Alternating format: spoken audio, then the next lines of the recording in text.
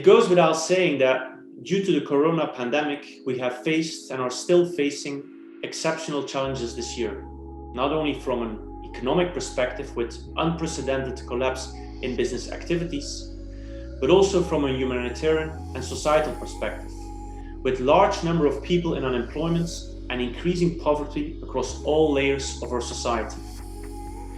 To me, COVID-19 makes clear that environmental imbalances and a societal disequilibrium can have massive economic ramifications, impacting both companies and investors.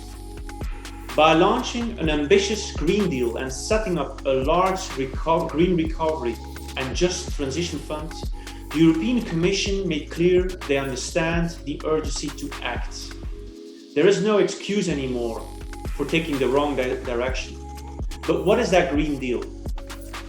The Green Deal forms the strategic framework of the European Commission to achieve the primary objective of net zero greenhouse gas emission economy by 2050. It's an ambitious economic growth program, but at the same time also a very inspiring political project never seen since the creation of the European Union and the euro.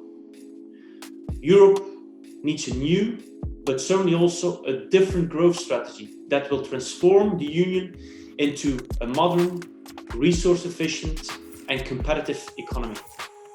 So the Green Deal provides a concrete action plan to decouple economic growth from resource use and to leave no persons and no region behind.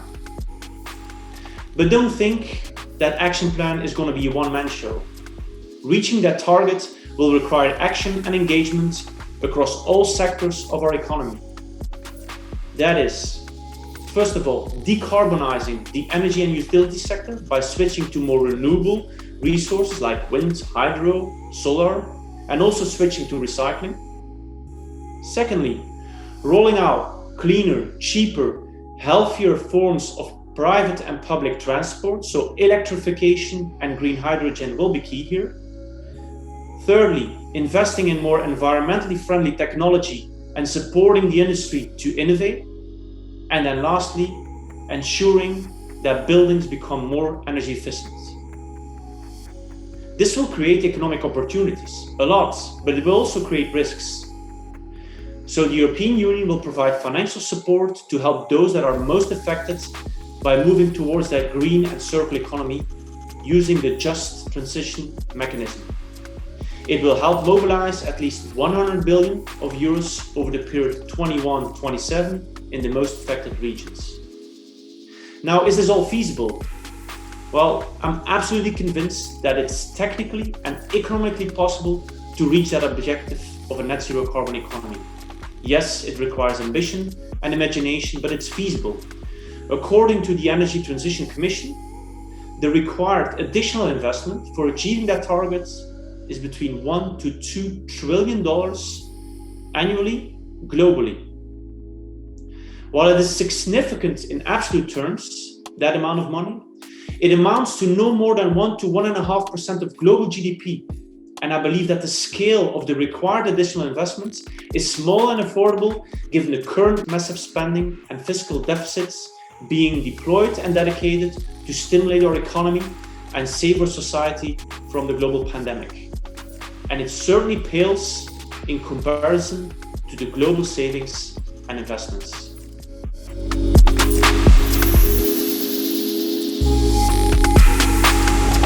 Pour lutter contre le réchauffement climatique, la Commission européenne s'appuie sur plusieurs dispositifs. Quand on additionne l'ensemble de ces dispositifs, l'enveloppe globale atteint à peu près 550 milliards d'euros.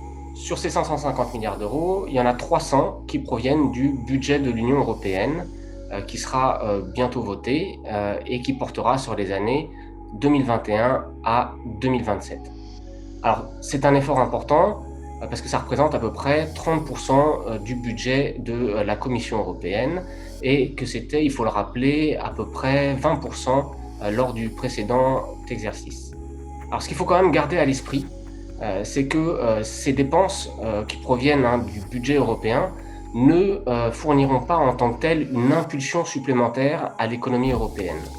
Pourquoi ? Eh bien, tout simplement parce qu'il ne s'agit pas d'argent frais, mais de la réorientation des fonds européens en faveur de l'enjeu climatique. En plus de ces 300 milliards d'euros, il y a également 250 milliards d'euros qui, eux, constituent bien à proprement parler de l'argent frais, puisqu'ils proviennent, ces 250 milliards d'euros, du plan de relance européen qui a été décidé cet été par les autorités européennes. Et ce plan de relance européen, il faut le rappeler, va permettre à la Commission d'emprunter jusqu'à 750 milliards d'euros.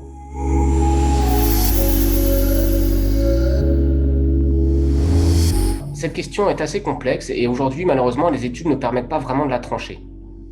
On sait quand même un certain nombre de choses. Il semblerait que les dépenses d'investissement vert ne fournissent pas à proprement parler de soutien supplémentaire par rapport à des dépenses d'investissement plus classiques. Le deuxième point, on sait également, c'est que la nature des dépenses va compter.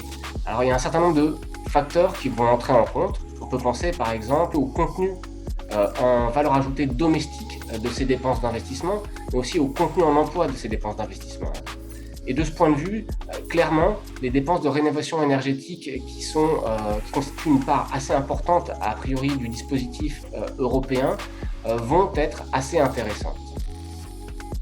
Enfin, il y a un dernier point qu'il faut bien garder à l'esprit concernant l'effet multiplicateur de ces dépenses, c'est qu'il va assez classiquement finalement dépendre de l'état de l'économie lorsque les dépenses seront réalisées. En effet, plus l'activité sera morose au moment où les dépenses seront réalisées et plus on pourra s'attendre à ce que l'effet multiplicateur soit relativement élevé.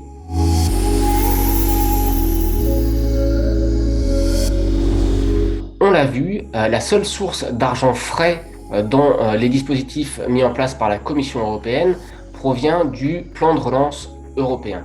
Ce qu'on sait concernant ces dépenses, c'est qu'elles ne débuteront au plus tôt que sur la deuxième partie de l'année 2021. On sait également qu'à leur pic, en 2022 et 2023, elles atteindront à peu près entre 1 et 1,5 points de PIB pour les économies qui en sont les principales bénéficiaires, que sont l'Italie et l'Espagne par exemple. Ça représentera seulement 0,6 points de PIB, il faut le dire, pour l'ensemble de la zone euro. Donc si on fait l'hypothèse d'un effet multiplicateur relativement médian de l'ordre de 1,5, on voit tout de suite que le soutien, l'impulsion budgétaire fournie par ce plan de relance sera sensible, certes, mais il nous semble que parler d'un New Deal à cet égard est un petit peu exagéré. Donc grâce à ces deux dispositifs que sont le budget et le plan de relance européen, la Commission a clairement fait un pas dans la bonne direction, alors aussi bien au niveau de la lutte contre le réchauffement climatique qu'en matière de soutien de l'activité et de développement des dispositifs de solidarité au sein de l'Union européenne. Il appartient, il nous semble, désormais au gouvernement de s'emparer de cette thématique et de poursuivre les efforts engagés par la Commission européenne.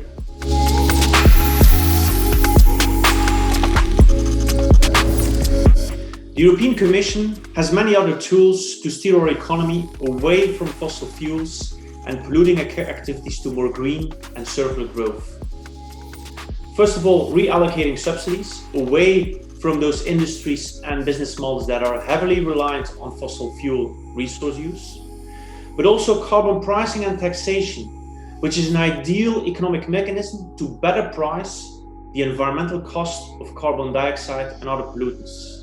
It allows for a more gradual economic transition, but thus the pricing signal works its way through the value chain, it will also change consumer behavior. But I also believe that the financial sector needs to be a much bigger contributor than what it is today. The European Investment Bank is already deploying 1 trillion euros in a green investment agenda, but the European Central Bank should do much more.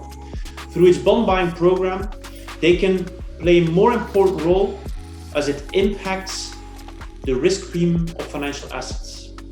They cannot use the excuse of policy neutrality when it relates to climate change. So, regulatory thinking clearly needs to further be developed in this space and urgently. More ambition, more imagination to think the unthinkable. And I like to end with a quote of Ursula von der Leyen, the President of the European Commission. She said, "This is Europe's man on the moon moment.